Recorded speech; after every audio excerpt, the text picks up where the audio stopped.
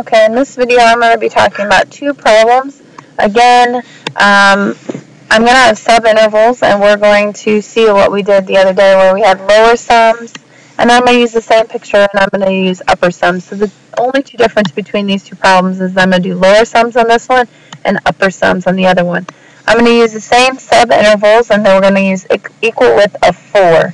So what I'm going to do is I'm going to actually draw in those lower sums.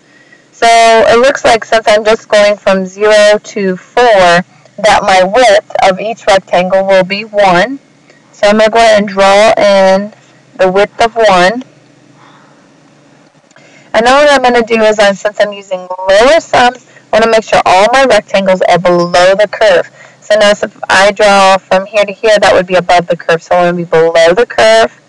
I want to be below the curve. I want to be below the curve and below the curve. This will allow me to find my lower sum. Now this one's going to be a little bit more difficult to find because some of these aren't actual numbers. We'll end up with some square root answers. So we're going to be doing length times width again. Well, the length of this first one I can see is exactly 2. So we'll say the length is 2 and the width is 1. And my width will be 1 on all of these. The next one is the height of whatever this value is at 1. Okay, so when you plug in 1 in here, you get 1 plus 2 is 3. So the length is 3 and the width is 1. Plus this next one, there's actually a dot right here, but we don't know what that is. So we'd have to plug in 2 to be able to figure out what that is. So it would be the square root of 2 plus 2 times the width of 1 plus, then I'm going to plug in 3, so I know the height of this rectangle, which would be the square root of 3 plus 2 times the width of 1. This will give me an approximate area underneath the curve of 2 plus 3 plus 2 plus square root of 2 plus 2 plus square root of 3.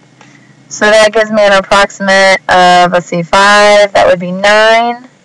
9 with all my whole numbers plus square root of 2 plus square root of 3.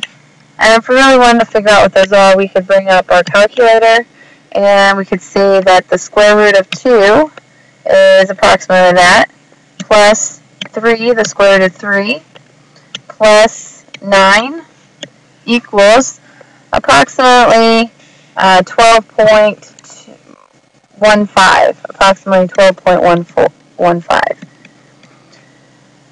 The next one, the last example here, is just the upper sums. And the upper sums, we're going to have sub-intervals of 4 again. So I'm going to draw in 4 rectangle spots. I've got 4 spots. This time I'm doing upper sums, so I want my curve to be above, or my rectangles to be above the curve. Not very straight there.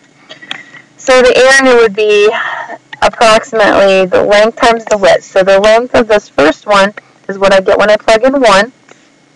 So when I plug in 1, I get a height of 3, or a length of 3, times the width of 1, plus whatever I get when I plug in 2, which would be the square root of 2 plus 2, times the width of 1, plus this next rectangle's the height at 3, so the square root of 3 plus 2 times 1, plus what the height is here at 4. Square root of 4, the square root of 4 is 2.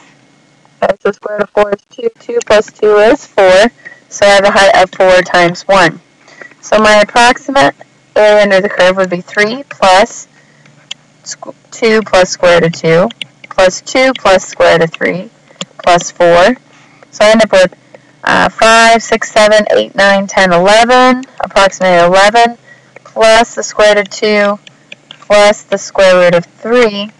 So we can use our calculator again to come up with a decimal. So we'd have 11 plus 2, the square root of 2 plus the square root of 3 equals 14.15. 14.15.